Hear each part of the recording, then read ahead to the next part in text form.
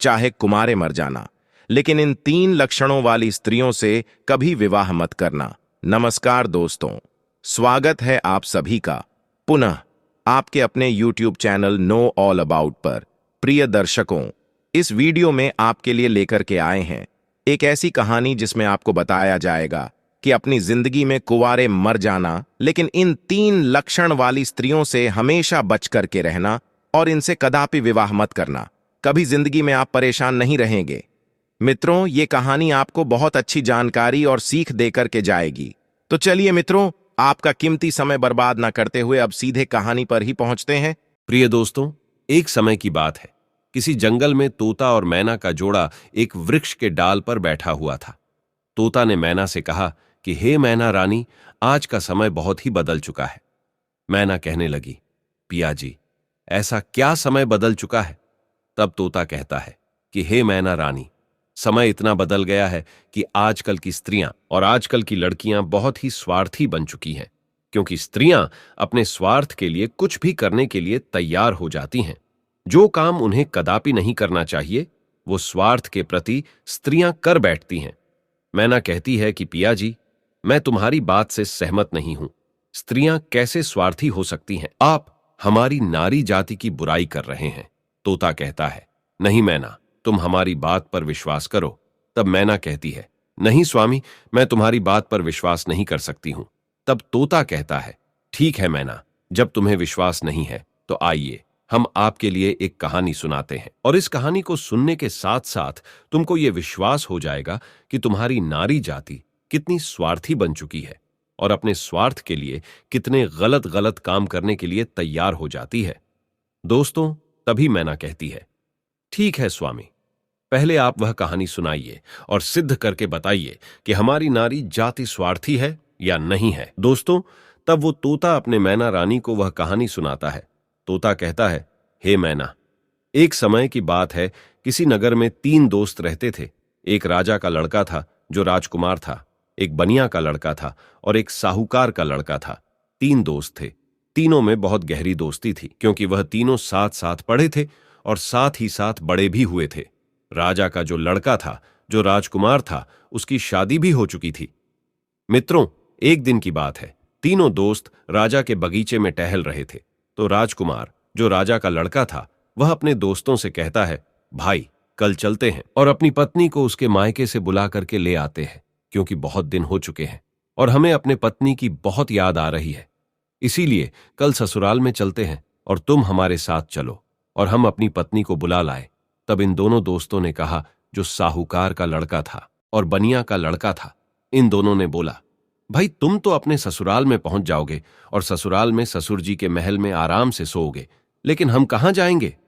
तब राजकुमार कहता है, मेरे भाई, तुम कोई सराय देख लेना और एक रात की ही तो बात है, रात सराय में काट लेना और सुबह मैं अपनी पत्नी को लेकर के आ जाऊंगा और आराम से घर के लिए निकल चलेंगे। दोस्तों, राजकुमार के बात को सुन करके दोनों दोस्त, साहूकार का लड़का और बनिया का लड़का जो था, वो सहमत हो जाता है। लेकिन बनिया का लड़का जो था, वो बहुत ही चालाक और चतुर था, और जो राजा का लड़का, राजकुमार और साहूकार का बेटा, बिल्कुल भोले और नादान थे। दोस्तों, दोनों दोस्त जब सहमत हो गए तो दूसरा दिन होता है और दोनों दोस्त अपने दोस्त राजकुमार के साथ में वहां से चल देते हैं, और चलते चलते 3 दिन इनके रास्ते में लग गई। और 3 दिन के बाद में राजकुमार अपने ससुराल के पास में जब पहुंचता है, उस नगर के पास में जब पहुंचता है, तो राजकुमार अपने दोनों दोस्तों से कहता है, मेरे भाई, यहां कोई सराय देख लेना और रात उस सराय में काट लेना और मैं ससुराल जाता हूं, सुबह जल्दी आ जाऊंगा। तोता कहता है, हे मैना। राजकुमार इतना कहने के बाद अपने ससुराल के लिए चला जाता है, और इधर साहूकार का लड़का और बनिया का लड़का सराय की तलाश में निकल जाते हैं। ढूंढते ढूंढते उनको एक सराय दिखाई देती है, और सराय के जब समीप पहुंचते हैं तो उन्होंने देखा कि यहां खाने पीने की भी व्यवस्था सही है और रुकने की भी व्यवस्था सही नजर आ रही है। दोस्तों, सराय के दरवाजे पर जब वे पहुंचे तो वहां उन्होंने एक बुढ़िया को देखा। उस बुढ़िया के पास में जाकर कहने लगा, हे माता, हम इस सराय में रात व्यतीत करने के लिए आए हैं और सुबह चले जाएंगे। हमारे लिए इस सराय में जगह दे दो जो हम रात सही से काट सके। दोनों दोस्तों की बात को सुन करके वो बुढ़िया जो थी वो कहने लगी, देखो बेटा, चाहे कहीं भी रुक जाओ, चाहे कहीं भी जाकर के रात काट लो, लेकिन इस सराय में आप ना रुके, इस सराय में आप रात ना गुजारे। तब दोनों दोस्त ने पूछा, ऐसा क्यों माता? तब बुढ़िया कहती है, मेरे पुत्र, इसमें अगर आप रुके तो आप जिंदा नहीं बचेंगे, क्योंकि आपकी मृत्यु हो जाएगी। दोस्तों, इस तरह से वो बुढ़िया जो थी साहूकार के लड़के और बनिया के लड़के को समझा रही थी। तब तक एक बहुत सुंदर लड़की, एक बहुत सुंदर युवती दरवाजे के भीतर उस साहूकार के लड़के को दिखाई दे जाती है। साहूकार के लड़का ने जब उस सुंदर युवती को देखा तब वो उस पर मोहित हो गया और उसके साथ रात में रुकने के लिए वो तैयार था। उतावला हो रहा था कि किसी ना किसी तरीके से हम इसके साथ रात गुजार लें। मित्रों, इधर वो बुढ़िया समझाती रही, लेकिन साहूकार का लड़का नहीं माना। साहूकार का लड़का जो था वो अपने दोस्त से कहता हुआ चला गया कि दोस्त, तुझे कहीं जगह मिल जाए तो तू रुक लेना, पर हम तो इसके साथ में ही रुकेंगे। दोस्तों, इतना कहने के बाद में वो साहूकार का लड़का जो था उस सुंदर युवती के साथ में रुकने के लिए वो अंदर चला गया, और जो सराय में एक हॉल टाइप का रूम यानी हॉल जैसा एक कमरा था वो बहुत गहरा और लंबा था। उसमें वो सुंदर युवती के साथ में साहूकार का बेटा चला जाता है। दोस्तों, इधर रात हो चुकी थी और सोने का भी वक्त कुछ समय में होने वाला था। दोस्तों, वो तोता मैना से कहता है, इधर साहूकार का लड़का उस सुंदर युवती के साथ में सराय के अंदर चला गया, लेकिन बनिया का लड़का बाहर रह गया, जो बहुत ही चालाक था, वह चतुर था और समझदार था। बनिया का लड़का ने उसे रोका भी, लेकिन वो नहीं माना। अब दोस्तों, बनिया का लड़का जो था वो बुढ़िया के पास फिर से पहुंचता है और कहता है, हे बूढ़ी माता, मैं आपकी बात को समझा नहीं।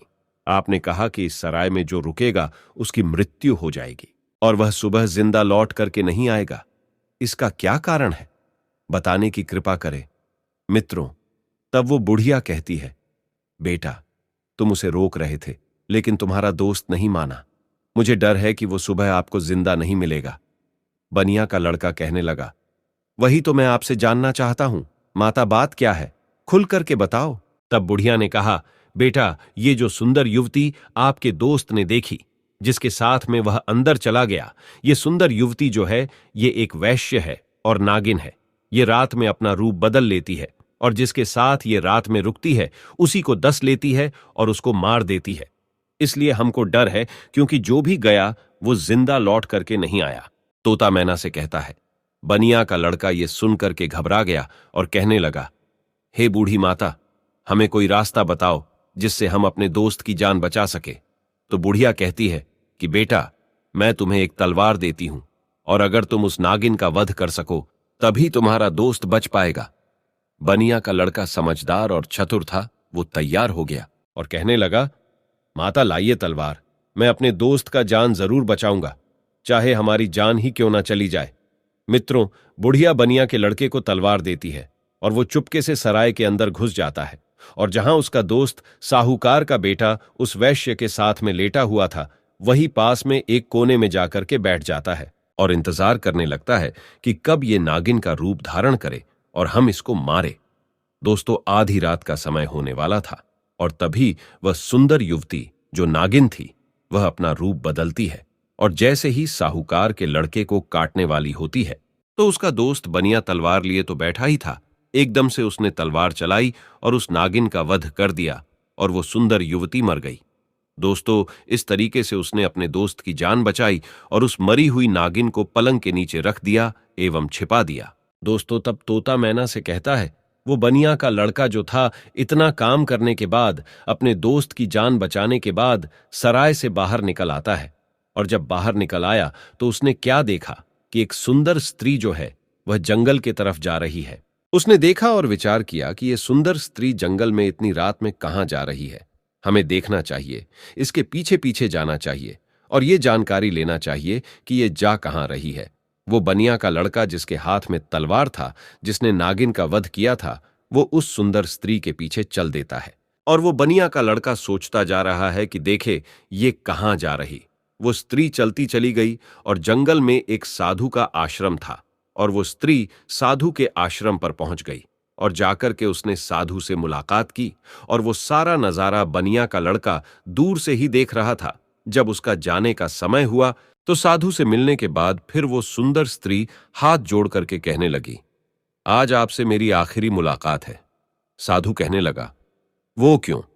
तो वो सुंदर स्त्री जवाब देती है, हमारे पति हमें लेने के लिए आए हैं और अभी हमारे घर पर ठहरे हुए हैं।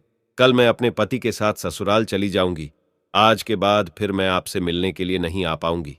तब वो साधु कहने लगा, रोजाना तो हमारे पास आती थी, लेकिन अब हमें धोखा देकर के जा रही हो और कह रही हो कि अपने पति के साथ जा रही हो। तब वो सुंदर स्त्री जवाब देती है, हाँ, मेरा पति मेरे घर पर ठहरा हुआ है और कल मैं ससुराल चली जाऊंगी। हमें माफ करना, अब मैं आज के बाद तुम्हारे पास मिलने नहीं आऊंगी। दोस्तों, उस सुंदर स्त्री के बात को सुनकर साधु को गुस्सा आ जाता है और साधु जो है गुस्सा में उसकी नाक काट देता है। और जब उसकी नाक कट जाती है तो उसे पीड़ा होती है और वो पीड़ा को सहन करती हुई चिल्लाती हुई अपने घर के लिए भाग खड़ी होती है। इधर दोस्तों, वो बनिया का लड़का सारी बातें सुन रहा था और ये नजारा देख रहा था। उस बनिया के लड़का को बहुत गुस्सा आ गया और उसने गुस्से में साधु को मार दिया, उसकी हत्या कर दी और उसको मार करके वहां से तुरंत वे चल देता है और आगे चल करके एक मंदिर था और उसी मंदिर में जाकर के छिप कर भीतर बैठ गया। अब वो सोचता है कि हे प्रभु, इस दुनिया में हो क्या रहा है। अब इधर जो वो बनिया का लड़का मंदिर के अंदर बेचारा चुपचाप बैठा हुआ था, वहां पर कुछ चोर आते हैं और चोर मंदिर के बाहर से हाथ जोड़ करके कहता है, हे देवी मां, हम चोरी करने के लिए जा रहे हैं और अगर ये हमारी चोरी आसानी से हो जाए और हम ना पकड़े गए तो कल हम तुम्हारे पास तुम्हारे लिए राजा के लड़की को लाएंगे और उसकी बलि चढ़ाएंगे। इतना कहने के बाद में वो चोर अपनी चोरी करने के लिए चले जाते हैं और जो अंदर बनिया का लड़का बैठा था, उसने जब चोरों की बात को सुना तो उसके पैरों तले जमीन खिसक गई और वो कहता है, ये क्या है? यहां भी एक हत्या होने वाली है। हे प्रभु, ये हो क्या रहा है? दोस्तों, वो बनिया का लड़का विचार करता है, चाहे कुछ भी हो जाए, लेकिन मैं राजा की लड़की की हत्या नहीं होने दूंगा। ये सोच करके वो मंदिर में बैठा रहा। इधर दोस्तों, क्या हुआ कि वो स्त्री जो थी जिसकी नाक साधु ने काटी थी, वो अपने घर पर पहुंची और उसने रोना धोना बंद किया।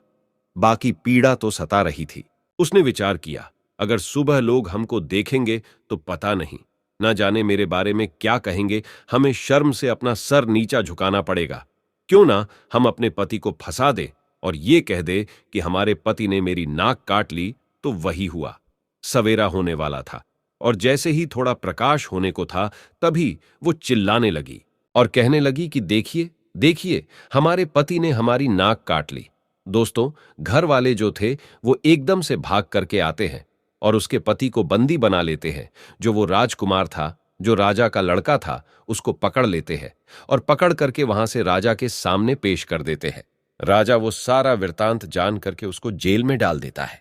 तब तोता मैना से कहता है, हे मैना रानी, अब आगे सुनिए क्या हुआ। इधर पूरा दिन व्यतीत हो गया। उसका दोस्त जो बनिया था, उसने पूरा दिन इधर उधर बैठ करके काट लिया और जब रात हो गई तब उसी मंदिर में जाकर के वे छिप करके बैठ गया, क्योंकि उसे मालूम था कि ये चोर राजा के लड़की को पकड़ करके जरूर लाएंगे, उसकी हत्या जरूर करेंगे, लेकिन मैं उसकी हत्या नहीं होने दूंगा। जब रात हो गई तो मंदिर में जाकर के तलवार लेकर के छिप कर बैठ गया और इधर आधी रात जब होती है तभी वो चोर राजा के लड़की को पकड़ करके लाते हैं और मंदिर के बाहर बैठ जाते हैं। कुछ देर बैठ करके बातें करते हैं और कहते हैं, देवी मां ने हमारी बातें सुन ली हैं, कितनी बढ़िया हमें चोरी करवा दी, पकड़े भी नहीं गए और बहुत मालदार भी बन जाएंगे क्योंकि हमने बहुत माल लूटा है। इस तरीके की बातें कुछ देर करते रहे। फिर उनमें से एक बोला, देख भाई, अब उस लड़की को जल्दी ले जा और देवी मां के सामने उसका सिर काट देना और उसकी बलि चढ़ा देना। तो दोस्तों, उन चोरों में से एक चोर जो था वो राजा के लड़की को पकड़ करके अंदर मंदिर में प्रवेश करता है और देवी मां की जहां पर मूर्ति थी वहां पर ले जाता है और उस लड़की का सिर काटने के लिए जैसे ही वो चोर जाता है तो बनिया का लड़का तो वहां तैयार ही बैठा हुआ था और वो चोर राजा के लड़की का सिर नहीं काट पाया, उसकी बलि नहीं चढ़ा पाया, क्योंकि उससे पहले ही बनिया के लड़का ने उस चोर को मार दिया और चोर को मार करके उसकी लाश को एक बगल में रख दिया। इधर दोस्तों, उन चोरों में से एक चोर कहता है, देख भाई, वो हमारा एक साथी गया है, वो लौट करके नहीं आया है। अरे तू जा और देख करके आ कि उसने बलि चढ़ा पाई या नहीं चढ़ा पाई। दोस्तों, ऐसे ही दूसरा चोर जो है जैसे ही मंदिर में प्रवेश करता है तो वो बनिया का लड़का तैयार बैठा हुआ था, उसने उसको भी मार दिया। कहने का मतलब यह है कि इसी तरीके से उस बनिया के लड़के ने जितने भी चोर थे सारे चोरों को मार दिया और उस राजा की लड़की की रक्षा की। जब सारे चोरों को मार देता है तब वो लड़की निर्भय हो जाती है और उसके बाद में वो बनिया का लड़का राजा की लड़की से कहता है कि चलो हम तुम्हारे घर तक तुम्हें छोड़ देते हैं। दोस्तों, राजा की लड़की घबराई हुई थी, उस बनिया के लड़के के साथ में चल देती है और इधर राजा की जो लड़की थी वो बनिया के लड़के से प्रेम करने लगी और कहने लगी कि हम तुमसे विवाह करना चाहते हैं। दोस्तों, बातों ही बातों में वो लोग राजा के घर तक पहुंच गया और घर के दरवाजे पर जैसे ही पहुंचा तो बनिया का लड़का ने मना कर दिया, नहीं, मैंने तुम्हारी रक्षा की है, इसका मतलब ये नहीं है कि मैं तुमसे विवाह करूं, मैं ऐसा कदापि नहीं कर सकता। राजा की लड़की को गुस्सा आ गया और कहने लगी, अगर आप हमारे साथ शादी नहीं करेंगे तो मैं आपको जेल में डलवा दूंगी। बनिया का लड़का कहने लगा, जैसी आपकी मर्जी, लेकिन मैं शादी नहीं करूंगा। दोस्तों, तभी राजा की लड़की दरवाजे पर चिल्लाती है और कहती है, बचाओ, ये हमको पकड़ करके ले जाना चाहता था और ये हमारी इज्जत लूटना चाहता था। दोस्तों, राजा के लड़की को चिल्लाते हुए सैनिकों ने देखा तो सैनिकों ने भाग करके उस बनिया के लड़के को पकड़ लिया और राजा के सामने पेश कर दिया और कहा कि राजा साहब, ये तुम्हारी लड़की की इज्जत लूटना चाहता था, ये आपकी लड़की को पकड़ करके ले जाना चाहता था। वो तो आपकी लड़की चिल्लाने लगी, इसलिए मैंने बचा लिया। अगर वो नहीं चिल्ला पाती तो ये आपके लड़की के इज्जत के साथ खिलवाड़ कर देता। दोस्तों, ये सुनने के बाद राजा को क्रोध आ गया और उसने पकड़ करके उस बनिया के लड़के को जेल में डाल दिया, जहां उसके दोनों दोस्त भी मौजूद थे। जो साहूकार का लड़का था और राजा का लड़का था, वो दोस्त भी उसे मिल गए। साहूकार के लड़का को सराय वालों ने पकड़वा दिया क्योंकि इसने एक वैश्य व सुंदर युवती का वध किया, इसलिए वो भी वहां जेल में मौजूद था। अब तीनों दोस्त जेल में जाकर के मिल जाते हैं और एक दूसरे के साथ में वहां बैठ जाते हैं। इधर दोस्तों, अगला दिन हुआ और वो राजा दरबार में तीनों को बुलाता है, जिन तीनों को राजा ने पकड़ करके जेल में बंद किया था, और उन्हें सजा सुनाने के लिए तैयार हो जाता है। दरबार लगा हुआ था और राजा ने जो साहूकार का लड़का था जिसने वैश्य का वध किया था, उसे अपने पास में बुलाया और उससे कहा कि क्यों रे, तेरा क्या नाम है, कहाँ का रहने वाला है। तब वो लड़का कहने लगा कि मैं साहूकार का बेटा हूं। राजा कहने लगा, ये बता, तूने वैश्य का वध क्यों किया, उसे क्यों मारा। अब दोस्तों, उस साहूकार के लड़का को कुछ मालूम ही नहीं था जो वो राजा को बता सकता। उसे नहीं मालूम था कि वैश्य का वध किसने किया। वैश्य का वध साहूकार के लड़का ने किया नहीं था। जो उसे मालूम होता, राजा ने फिर पूछा, चुपचाप क्यों खड़ा है, बता कि तूने उस वैश्य का वध क्यों किया। दोस्तों, तब वो साहूकार का लड़का तो नहीं बोल पाया, लेकिन जो बनिया का लड़का था वो कहने लगा, महाराज, क्षमा चाहता हूं जो बीच में हमको बोलना पड़ रहा है। इसे कुछ मालूम नहीं है, इसने वैश्य का वध नहीं किया, क्योंकि वैश्य का वध मैंने किया है। राजा कहने लगा, तो बता, तूने क्यों किया, बात क्या है। तब दोस्तों, वो बनिया का लड़का कहता है, हे महाराज, हम अपने दोस्त के साथ में, इसी साहूकार के लड़का के साथ में सराय में रुकने के लिए एक रात गुजारने के लिए गए थे और एक बूढ़ी मां ने मना किया था, इसके अंदर नहीं रुको, क्योंकि जो रुकेगा वो सुबह जिंदा नहीं बचेगा। लेकिन ये हमारा दोस्त नहीं माना और उसने सुंदर वैश्य को देख करके रात गुजारने के लिए अंदर सराय में चला गया। मुझे उस बुढ़िया के द्वारा मालूम हुआ कि ये नागिन है और ये नागिन का रूप में आकर के इसको डस लेती, इसलिए तब मैं तलवार को लेकर के अपने इस दोस्त की जिंदगी बचाने के लिए जहां ये पलंग पर वैश्य के साथ सोया हुआ था, वही एक कोने में जाकर के बैठ गया। और जैसे ही उस वैश्य ने रूप बदला और नागिन बन करके हमारे दोस्त को डसने के लिए तैयार हुई, मैंने तुरंत उसको मार दिया। अगर आपको विश्वास नहीं है तो जहां पलंग पड़ा हुआ है उसके नीचे हमने मरी हुई नागिन रख दी है, आप देख लीजिए। दोस्तों, तब राजा ने सैनिकों को भेजा और वहां सैनिकों ने जाकर के वही मरी हुई नागिन पाया और आकर के सारी बात राजा को बताया कि सत्य बात है। तो दोस्तों, राजा प्रसन्न हो गया और कहने लगा, ठीक है, तूने दोस्ती का फर्ज निभाया है, जो अपनी दोस्त की जिंदगी बचाई है। दोस्तों, राजा साहूकार के लड़का को छोड़ देता है। उसके बाद में राजा जो था वो राजकुमार, यानी कि जो राजा का लड़का राजकुमार जो था, उसको बुलाता है और उससे पूछता है कि तू बता कि तूने अपनी पत्नी की नाक क्यों काटा। अब दोस्तों, उसको भी नहीं मालूम था नाक किसने काटी है, वो भी चुपचाप खड़ा था। राजा ने फिर दोबारा पूछा कि बोल, क्यों नहीं रहा है कि तूने अपनी पत्नी की नाक क्यों काटा। तब दोस्तों वो बनिया का लड़का फिर से हाथ जोड़ करके कहने लगा कि महाराज क्षमा करे, इसको भी नहीं मालूम इसने अपनी पत्नी की नाक नहीं काटी है। नाक किसने काटी है वो सारा वृत्तांत मैं आपको सुनाता हूं। तब उस बनिया के लड़के ने राजा को बताया कि ये लड़की साधु से प्रेम करती है। रात में साधु से मिलने के लिए गई, मैं इसके पीछे पीछे गया। इसने कहा कि मैं कल से तुमसे मिलने नहीं आ सकती, मेरा पति मुझे लेने के लिए आया है। ये सुनकर के उस साधु ने इसकी नाक काट ली और इसने आकर के अपने पति को फंसा दिया। इसने गलत किया। राजा कहने लगा, मैं तेरी बात पर विश्वास कैसे करूं? तब उस बनिया के लड़के ने कहा, महाराज सैनिकों को भेजिए जहां उस साधु का आश्रम है। देख लीजिए कि मैंने साधु का वध कर दिया है। दोस्तों, सैनिक जाते हैं, आश्रम पर उस मरे हुए साधु को देखते हैं, तो आकर के राजा को बताते हैं कि महाराज बात सत्य है। दोस्तों, तब वो राजा उस राजकुमार को भी छोड़ देता है, वो भी बच जाता है। दोस्तों, फिर तोता कहता है कि हे मैना, अब आई बारी उसी बनिया के लड़का की जिसने राजा के सामने अपने दोस्तों की जिंदगी बचाई। राजा उस बनिया के लड़का से बोलता है कि तूने तो अपने दोस्त को बचा लिया, लेकिन अब तू बता कि तू हमारी लड़की को पकड़ करके क्यों ले जाना चाहता था, इसके साथ में दुर्व्यवहार करना क्यों चाहता था, इसकी इज्जत से खिलवाड़ करना क्यों चाहता था। अब तू नहीं बचेगा।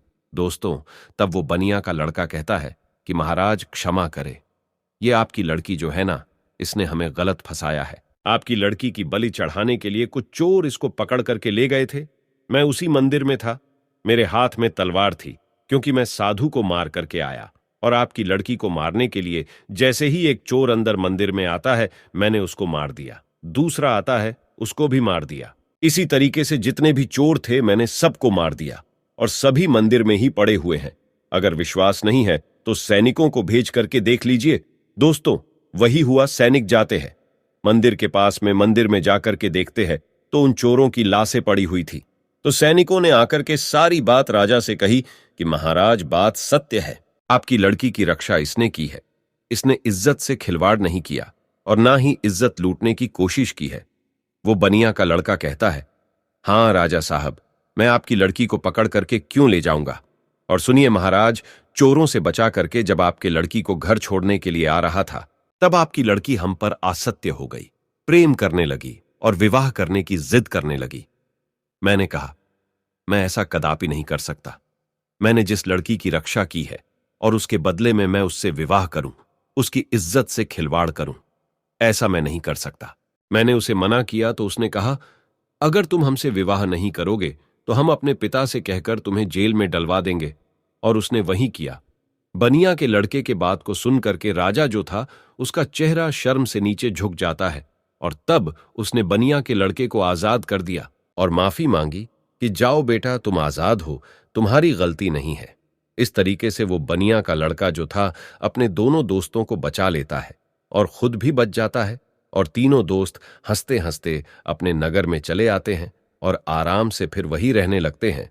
तो दोस्तों, अब वो तोता कहता है कि हे मैना, देख लिया, इस तरीके से नारी जात स्वार्थी बन चुकी है और अपने स्वार्थ के लिए गलत से गलत काम के लिए तैयार हो जाती है। अब उस गलत काम के लिए चाहे कुछ भी करना पड़े, चाहे कितने भी कष्ट झेलना पड़े, चाहे किसी के भी जिंदगी से खिलवाड़ क्यों ना करना पड़े, लेकिन ऐसी स्त्रियां नहीं मानती हैं। दोस्तों, अपने पिया तोता की बात को सुन करके मैना जो है वो चुप हो जाती है। उसके बाद में तोता कहता है, हे मैना रानी, इसीलिए तो मैं सोचता हूं कि चाहे भूखे मर जाना, लेकिन इन 3 लक्षणों वाली स्त्रियों से कभी विवाह मत करना। तोता समझाता है कि 3 लक्षणों वाली स्त्रियां ये है। पहली, वो जो पति होकर के भी पराये पति से हित करे और पराये पति से छुप छुप के मिलने के लिए जाए, अपने पतिव्रता धर्म को भूल जाए और उसके साथ में हवस का शिकार बन जाए।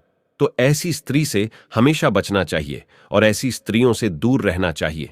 और दूसरी स्त्री वो है जो एक स्त्री तो है, लेकिन वेश्यावृत्ति के तरह जिंदगी गुजार रही है, नागिन की तरह रह रही है। अब उसे अपने हवस के इच्छा पूर्ति के लिए चाहे अपने पति का ही कत्ल क्यों ना करना पड़े, लेकिन वो कर बैठती है और नागिन की तरह अपने पति को दस करके उसे मार डालती है।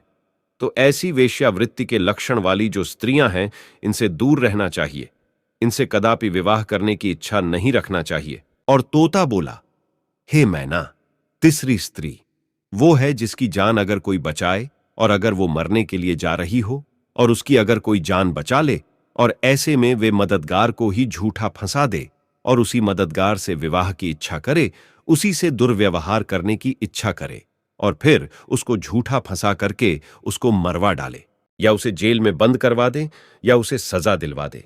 तो ऐसी स्त्रियों से भी हमेशा बच के रहना चाहिए। इनका कोई भरोसा नहीं है कि किस वक्त तुम्हारी जिंदगी को ले बैठे। तो दोस्तों, मेरे कहने का तात्पर्य यह है कि ये कहानी हमें यही सिखाती है कि चाहे जीवन में कुमारे मर जाना, लेकिन इन 3 लक्षणों वाली लड़कियों से हमेशा दूर रहना, बच करके रहना। कभी जिंदगी में फंसोगे नहीं और कभी जिंदगी में दुखी नहीं रहोगे और तुम्हें कभी भी जिंदगी में रोना भी नहीं पड़ेगा और पछताना भी नहीं पड़ेगा। तो प्रिय मित्रों, कैसी लगी आपको ये कहानी? अगर कहानी अच्छी लगी है, पसंद आई है, तो कमेंट बॉक्स में जरूर बताना और हो सके तो अपने मित्रों को भी शेयर करना और हमारे चैनल को सब्सक्राइब अवश्य करना। और दोस्तों, सच्ची श्रद्धा से कमेंट में जरूर लिखे जय श्री राम, जय हनुमान। साथ ही देवों के देव हर हर महादेव सदैव आप पर अपनी कृपा बनाए रखे। प्रिय मित्रों, वीडियो को अंत तक देखने के लिए धन्यवाद। जय श्री राम।